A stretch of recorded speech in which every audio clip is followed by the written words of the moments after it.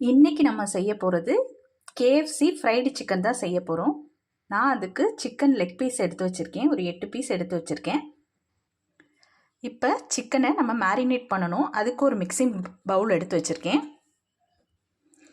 பால் ஒரு 3/4 கப் எடுத்திருக்கேன். காய்ச்சி ஆற வச்ச பால் அது சேர்த்துக்கலாம். தயிர் 1/2 கப் எடுத்திருக்கேன், திக்கான தயிர், அதையும் ஆட் பண்ணிக்கலாம். இஞ்சி பூண்டு விழுது எடுத்திருக்கேன், ஒரு 10 பல் கிட்ட இஞ்சி பூண்டு எடுத்து ஒரு பெரிய சைஸு துண்டு இஞ்சி எடுத்து அரைச்சி அடிச்சிருக்கேன், அதையும் நம்ம சேர்த்துக்கலாம். ஒரு முட்டை எடுத்து கலந்து வச்சுருக்கேன், அதையும் நம்ம சேர்த்துக்கலாம். மிளகுத்தூள் 1/2 டீஸ்பூன் சேர்த்துக்கலாம். மிளகாத்தூள் நான் 1/2 டீஸ்பூன் சேர்த்துக்கிறேன். இப்போ நம்ம கலந்தது எல்லாத்தையும் நம்ம மிக்ஸ் பண்ணிக்கலாம்.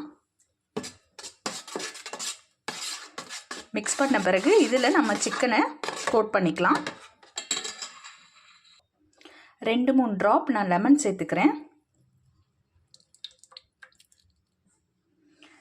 நான் இங்கே எடுத்து வச்சுருக்க லெக் பீஸ் எல்லாமே இதோடு சேர்த்து நம்ம கலந்து வச்சுக்கலாம்.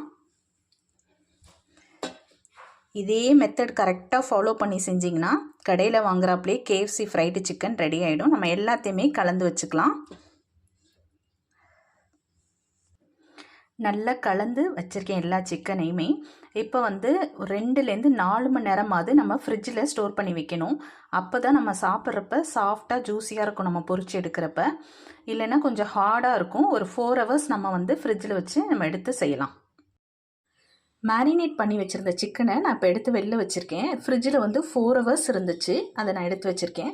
இப்போ நம்ம இதை டிப் பண்ண ஒரு மாவு ரெடி பண்ணிக்கலாம். அகலமான ஒரு பாக்ஸ் எடுத்து வச்சுருக்கேன். இதில் இப்போது 1 கப் மைதா மாவு எடுத்திருக்கேன், அதை கலந்துக்கலாம். 1/2 கப் கார்ன்ஃப்ளவர் மாவு எடுத்திருக்கேன். 1/2 டீஸ்பூன் ஜீரகத்தூள், 1/2 டீஸ்பூன் பெப்பர் தூள் எடுத்திருக்கேன். ரெண்டையுமே ஒன்றா வச்சுருக்கேன், அதையும் நம்ம சேர்த்துக்கலாம். மல்லித்தூள் 1/2 டீஸ்பூன், மிளகாத்தூள் 1 teaspoon, 1/2 teaspoon onion powder, 1/2 teaspoon garlic powder. இந்த 2 பவுடரையும் ஸ்கிப் பண்ணாதீங்க. இந்த 2 பவுடருமே எல்லா டிபார்ட்மெண்ட் ஸ்டோர்லேயும் இருக்கும். ஏன்னா இது சேர்த்தா தான் அந்த கரெக்டான டெக்ஸ்சர் நமக்கு கிடைக்கும், டேஸ்ட்டும் நல்லாயிருக்கும். தேவைக்கேற்ப உப்பு சேர்த்துக்கிறேன். நான் 1 டீஸ்பூன் சேர்த்துக்கிறேன். நான் சொல்ல மறந்துட்டேன், மேரினேட் பண்ண சிக்கன்லேயும் நான் 1/2 டீஸ்பூன் உப்பு சேர்த்துருக்கேன். இந்த மாவை தண்ணி கலக்காமல் நல்லா மிக்ஸ் பண்ணி வச்சுருக்கேன். நம்ம மேரினேட் பண்ணி வச்சுருந்ததுலேருந்து நான் சிக்கன் எடுத்து லெக் பீஸ் எடுத்து வேறு பிளேட்க்கு மாற்றி வச்சுருக்கேன். இங்கே நம்ம மாவு ரெடி பண்ணது எடுத்து வச்சுருக்கேன். இந்த 3ஐயும் நம்ம மிக்ஸ் பண்ணி தான் இப்போ செய்ய போகிறோம். இப்போ நான் சிக்கனை எடுத்துக்கிறேன். ஃபஸ்ட்டு இதில் ஒரு டைம் டிப் பண்ணிக்கிங்க. நல்லா டிப் பண்ணிவிட்டு இந்த மாவோட நம்ம கோட் பண்ணிக்கலாம். ஒரு டைம் டிப் பண்ணிக்கிறேன். ஃபஸ்ட் டைம் லிக்விடில் டிப் பண்ணி இந்த மாவில் கோட் பண்ணியிருக்கேன். நம்ம 2 டைம் கோட் பண்ணிக்கலாம், அப்போ தான் நல்லாயிருக்கும் கிறிஸ்பியாக.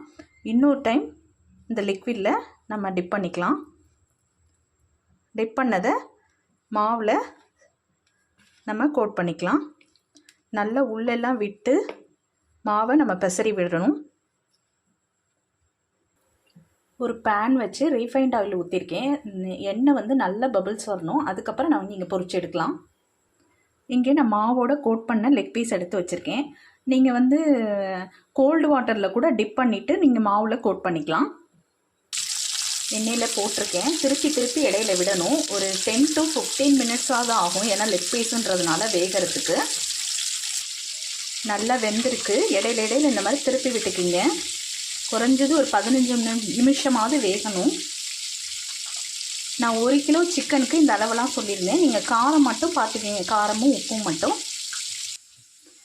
அருமையான கேஎஃப்சி ஃப்ரைடு சிக்கன் ரெடி ஆயிடுச்சு. நான் டொமேட்டோ கெச்சப் வச்சுருக்கேன்.